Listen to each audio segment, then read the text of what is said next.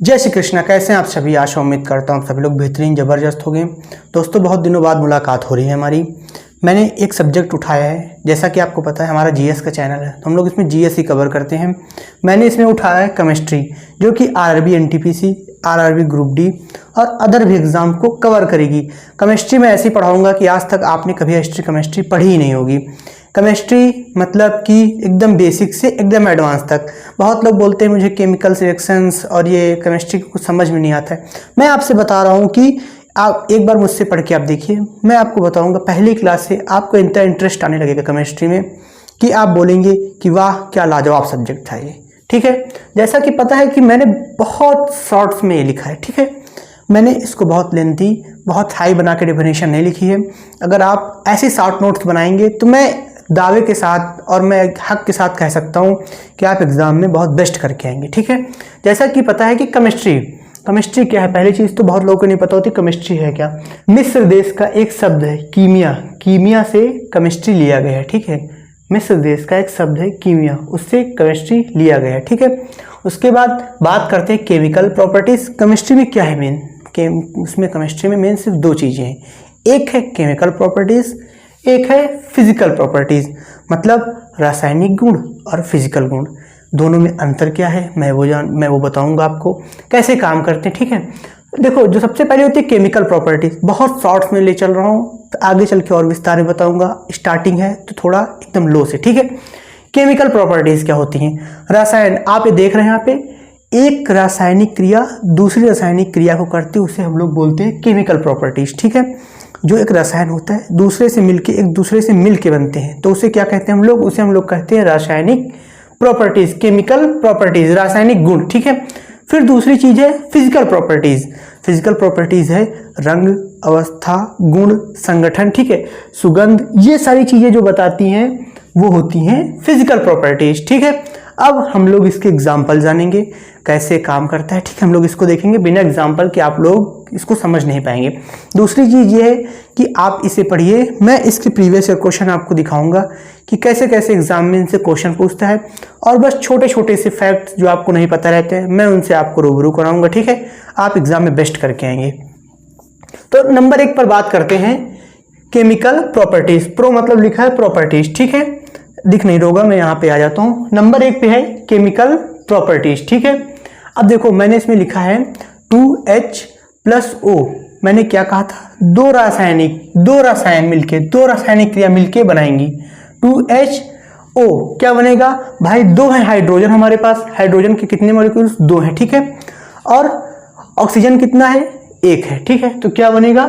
2H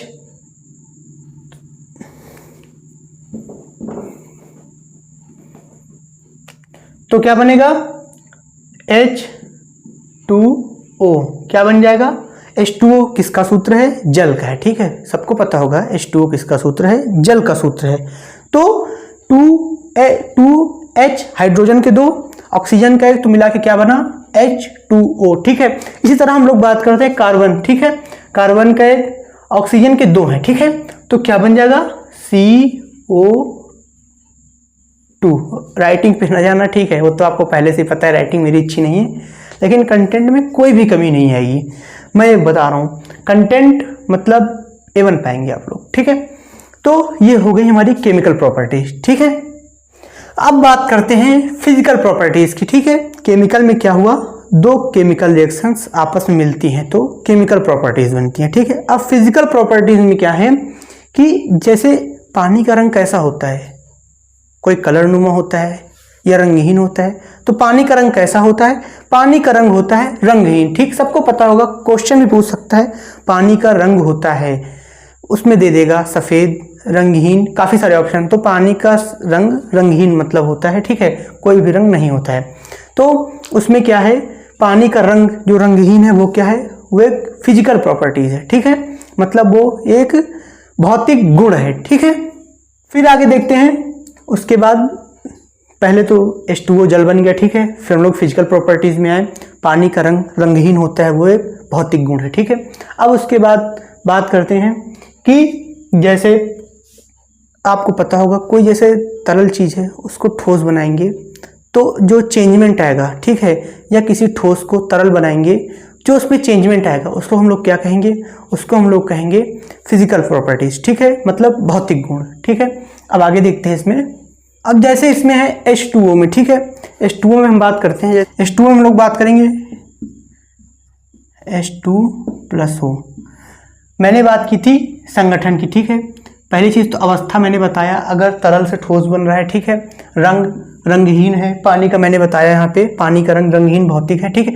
सुगंध के बारे में, जैसे कोई भी चीज़ सुगंध है उसको भी हम लोग भौतिक गुण कहेंगे, ठीक है। संगठन क्या है, इसमें हमने हाइड्रोजन के 2 मिलाए, ठीक है, हाइड्रोजन के 2 मिलाए हमने, और इसमें हमने ऑक्सीजन का 1 मिलाया, ठीक है। तो इसमें जो ऑक्सीजन है, ठीक है, ऑक्सीजन, तो हाइड्रोजन और ऑक्सीजन का संगठन बन रहा है, ठीक है। तो ये भी क्या हुआ, फिजिकल प्रॉपर्टीज हुई। समझ में आ रहा है आपको कि H+O मतलब हाइड्रोजन ऑक्सीजन मिला के हम लोग फिजिकल प्रॉपर्टीज बना रहे हैं, जिसमें NH3 में है, N अलग हो गया, H3 अलग हो गया, ठीक है।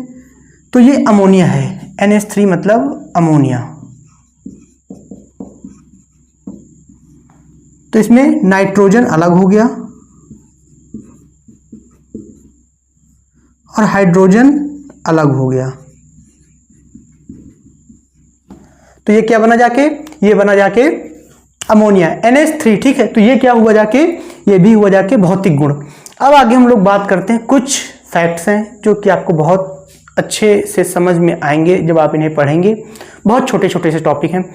सबसे पहले एक बुक है द एलिमेंट्स ऑफ केमिस्ट्री, किसने लिखी है, आप बताएंगे किसने लिखी है, आपको पता होगा वरना मैं बता रहा हूं किसने लिखी है, ठीक है। एंटोनी लवोसियर ने लिखी, ठीक है।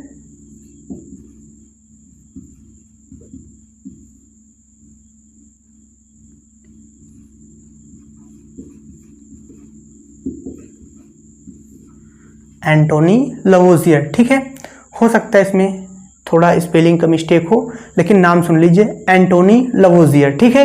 मैं इसको हिंदी में भी हो सकता है लिख दूं तो आपको और अच्छे से समझ में आएगा।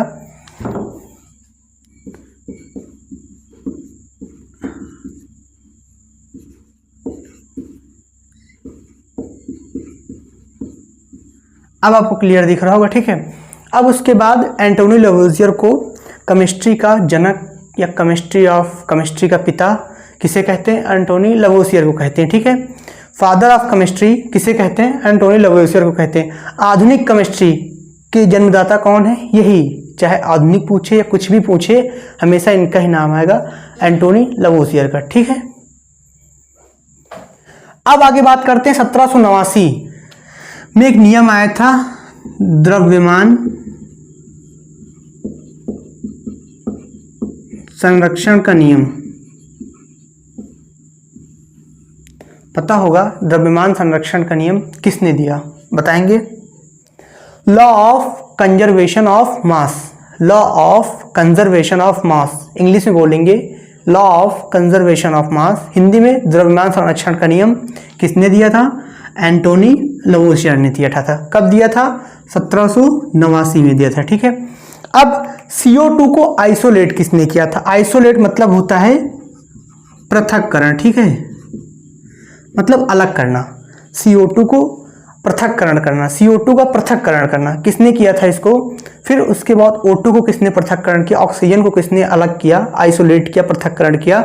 निश्चित अनुपात का नियम किसने दिया, परमाणु सिद्धांत 1808 जो डाल्टन ने दिया था, उसके बारे में हम लोग थोड़ी बात करेंगे। ये सारे फैक्ट्स तो एक आधे नंबर के क्वेश्चन में हमेशा रखे मिलेंगे आपको, ठीक है। तो ये आप देख लेंगे, बाकी ये समझने वाली चीज़ थी तो मैंने आपको समझाई है। मैं इनके आपको नाम बता दे रहा हूँ, ठीक है, तो आप लिखिएगा। फिर इनका नाम है, CO2 को पृथक्करण किया था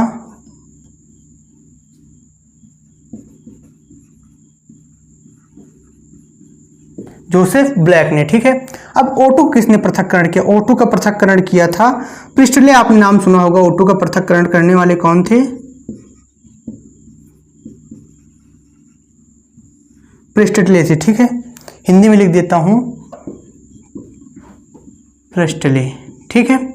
अब निश्चित अनुपात का नियम किसने दिया था, निश्चित अनुपात का नियम दिया था प्राउस्ट ने, निश्चित अनुपात का नियम किसने दिया था?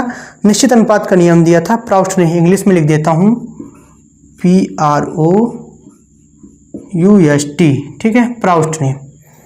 अब परमाणु सिद्धांत 1808 में जो दिया था वो किसने दिया था? डाल्टन ने, ठीक है, डाल्टन ने दिया था, ठीक है। डाल्टन ने क्या दिया था? 1808 में परमाणु सिद्धांत दिया था, ठीक है, जिसे हम लोग बोलेंगे एटॉमिक थ्योरी। परमाणु सिद्धांत इंग्लिश में हम लोग बोल सकते हैं एटॉमिक थ्योरी। इंग्लिश वाले बच्चे ध्यान दें, एटॉमिक थ्योरी, ठीक है। अब मैंने यहाँ पे लिखा था पदार्थ, ये इसकी जगह पे मैंने काफ़ी सारे फैक्ट्स लिख दिए। अब मैं पदार्थ मैंने यहाँ पे लिखा था, मैं आपको बता देता हूँ पदार्थ क्या है। सबसे बड़ा क्वेश्चन है पदार्थ। आज क्लास थोड़ा लंबी होगी क्योंकि इसमें मैंने काफ़ी चीज़ें ऐड की हैं। कल से बहुत ज़्यादा 7 या 8 मिनट की क्लास होगी, बहुत ज़्यादा 8 से 9 मिनट की, लेकिन आपको इतने सारे फैक्ट्स देखने को मिलेंगे। कोई फालतू की हम लोग इसमें बकवास या कोई फालतू की बातें हम लोग नहीं करेंगे।